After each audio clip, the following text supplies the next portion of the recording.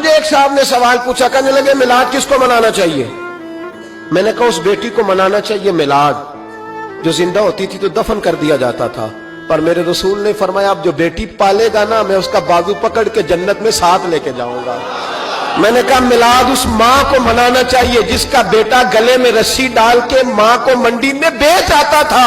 میرے مصطفیٰ کریم نے فرمایا جنت 7 آسمانوں کے اوپر سدرۃ المنتہا کے پاس تھی، پر میں نے وہاں سے کھینچ کے لا کے ماں کے قدموں کے نیچے رکھ دی ہے۔ میلاد اس باپ کو منانا چاہیے جس کی اولاد ڈنڈوں سے مارتی تھی، پر رسول کریم علیہ السلام نے فرمایا سن لو سن لو سن لو، اب جس کا ابا راضی ہوگا اسی کا اللہ راضی ہوگا۔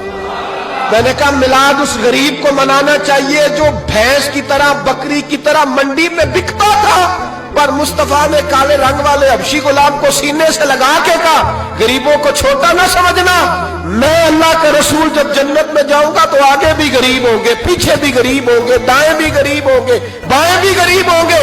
فرمایا امیر ویٹنگ لسٹ میں ہوں گے، 500 سال بعد جنت میں جائیں گے، غریبوں کے لیے جنت کے دروازے 500 سال پہلے ہی کھلوا دوں گا۔ اسے منانا چاہیے، میلاد منانا چاہیے۔ اور میں نے کہا مولوی سن تجھے پوچھتا کوئی نہ، تیرا ذکر کوئی نہ کرتا، لیکن تو ممبر پہ بیٹھا ہے، تو محمد عربی کے نام کا کھا رہا ہے، تو علی کے نام کا کھا رہا ہے، تو عمر عثمان اور ابو بکر کے نام کا کھا رہا ہے، تو حسنین کا صدقہ کھا رہا ہے۔ تجھے نہ تیری کبھی کسی نے برادری پوچھی، نہ کبھی تیرا کسی نے ایڈریس پوچھا، نہ کبھی کسی نے تیری سند پوچھی۔ لوگ تیرے نعرے لگاتے ہیں، لوگ تیرے ہاتھ چومتے ہیں، پھر مان جا کہ تجھے صبح بھی میلاد منانا ہے، شام بھی میلاد منانا ہے، اور تجھے یہ کہنا چاہیے خس خس جنہ قدر نہیں میرا ایتے صاحب نو وڈیائیاں میں گلیاں دا روڑا کوڑا، ایتے محل چڑھایا سائیاں، تیرا کام تھا تیری آنکھیں بھیگی رہتی۔ اور اس بوڑھے کو بھی میلاد منانا چاہیے جس کے بارے میں میرے نبی پاک نے فرمایا سفید داڑھی والے کی جس نے عزت کی اس نے تو رب کی عزت کی، اس نے تو رب کی عزت کی میرے بھائی۔ اس مزدور کو بھی میلاد منانا چاہیے جس کے بارے میں نبی پاک نے فرمایا جو اپنے ہاتھوں پہ چھالے ڈال کے مزدوری کرتا ہے میں نے تو اسے رب کریم کا دوست بنا دیا ہے۔ ہر اس طبقے کو میلاد منانا چاہیے جسے میرے رسول نے عزت عطا فرمائی۔ اس بہن کو بھی میلاد منانا چاہیے جس کے بارے میں نبی پاک نے فرمایا اگر کسی کا باپ چلا جائے اور اس کے حصے میں بہنیں آ جائیں، 4 بہن، 3 بہنیں یا 2 بہنیں بیاہ کے جو آیا تم سے، میرے محبوب نے فرمایا میری انگلیاں جڑی ہوئی ہیں نا، اس طرح میں اسے اپنے ساتھ جوڑ کے جنت میں لے کے جاؤں گا۔ اس بہن کو میلاد نہیں منانا چاہیے۔ میرے رسول پاک نے فرمایا جس کی بیٹی واپس آ جائے، طلاق ہو گئی یا بیوہ ہو گئی، واپس آ گئی، نام بچ سکی، واپس آ گئی، فرمایا واپس آنے والی بیٹی کی جو باپ خدمت کرے گا میرے رسول پاک فرماتے ہیں میں قیامت میں اس کا سفارشی بنوں گا۔ تو اس بیوہ کو اور طلاق یافتہ کو میلاد نہیں منانا چاہیے، وہ اس رسول کا ذکر نہیں کرے گی جس نے اتنا درجہ دے دیا، اتنا نواز دیا، اور تجھے تو صبح و شام میلاد کرنا چاہیے تھا، تجھے تو صبح و شام درود کرنا چاہیے تھا، سلام کے گجرے بھیجنے چاہیے۔ یا رسول اللہ کہتے تیری زبان جو ہے وہ ہر وقت تر رہنی چاہیے تھی، تو بحث کر رہا ہے، تو اس پہ دلیلیں دے رہا ہے، تو اس پر باتیں کر رہا ہے۔ حضرت عمر سے پوچھنا، حضرت عمر سے، جناب اسامہ بن زید رضی اللہ تعالیٰ عنہ حضور کے غلام تھے، نبی پاک ان سے بڑا پیار کرتے تھے۔ ایک جنگ میں پیسے آئے تو حضرت عمر فاروق رضی اللہ تعالیٰ عنہ نے 25,000 دیا اپنے بیٹے کو، اور اسامہ بن زید کو 50,000 دینار دیے۔ بیٹا کہنے لگا ابا جی وہ تو چھوٹے ہیں، میں بڑا ہوں، وہ حضور کے زمانے میں بچے تھے، میں جہاد کرتا تھا، یہ آپ نے کیا کیا؟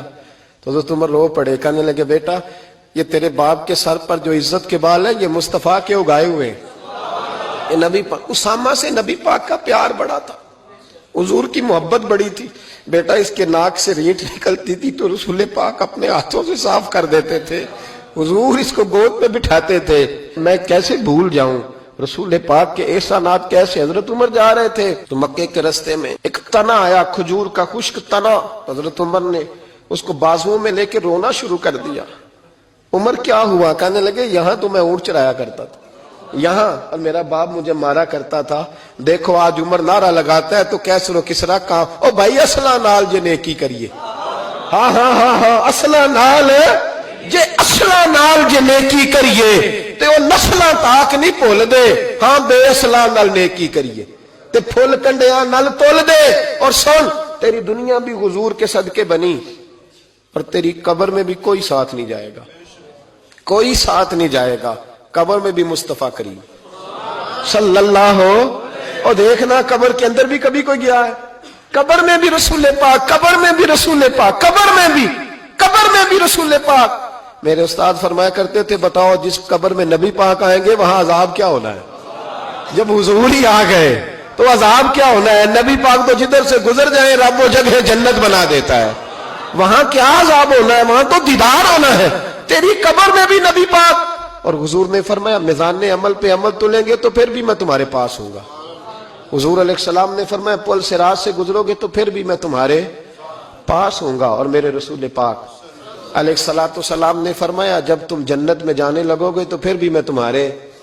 تو بتا تیرے رسول تو ہر وقت تیرے ساتھ ہے, تو کب کب نبی پاک کے ساتھ ہوتا ہے؟ تو بتانا تو کب کب نبی پاک کے ساتھ؟ میں چھوٹے جلسے کا قائل ہوں, لمبی محفل میں گزارش کرتا ہوں دوستوں سے کہ لمبا جلسہ نہ کرو. لیکن ایک جگہ پہ میں گیا تو ایک بڑے پڑھے لکھے آدمی نے مجھے کہا مولانا ان کو سمجھائیں, آدھی رات تک بٹھائے رہتے ہیں, ان کو سمجھائیں. میں نے کہا میں سمجھاؤں گا پر آپ بھی ذرا اپنا لب و لہجہ تھوڑا دھیما کریں. تو پوری رات نہیں نبی پاک کے لیے جاگا اور میرے رسول تو ساری حیات تیرے لیے جاگتے رہے, ساری رات. محبوب نے کیا کہتے ہیں بریلی کے امام اعلی حضرت فرماتے ہیں ان کی مہک نے دل کے غنچے کھلا دیے, وہ جس راہ چل دیے ہیں کوچے بسا دیے ہیں, میرے کریم سے گر قطرہ کسی نے مانگا دریا بہا دیے, دربے بہا دیے ہیں. اور اللہ کیا جہنم اب بھی نہ سرد ہوگا؟ اللہ کیا جہنم اب بھی نہ سرد ہوگا؟ رو رو کے مصطفیٰ نے دریا بہا دیے, رو رو کے مصطفیٰ نے. اور پھر کہنے لگے رو رو کے مصطفیٰ نے ان کے نثار کوئی کیسے ہی رنج میں ہو جب یاد آ گئے ہیں سب غم بھلا دیے, جب یاد آ گئے ہیں سب غم. اسی لیے تو ہم کہتے ہیں میلاد کھل کے مناؤ. رسول پاک کا میلاد بہانے کرتے ہیں, بہانے وہ کرتا ہے جس نے کام نہیں کرنا ہوتا, جس نے کرنا ہوتا ہے وہ بہانے. اعلیٰ حضرت نے جو پروگرام دیا وہ بڑا لمبا چوڑا ہے, کب تک کا تجھے کیا بتایا. اعلیٰ حضرت فرما گئے حشر تک ڈالیں گے ہم, حشر تک ڈالیں گے ہم پیدائش مولا کی دھوم, اور مثل فارس نجد کے قلعے گراتے جائیں گے اور خاک ہو جائیں عدو جل کر, مگر ہم تو رضا دم میں جب تک دم ہے ذکر ان کا سناتے جائیں.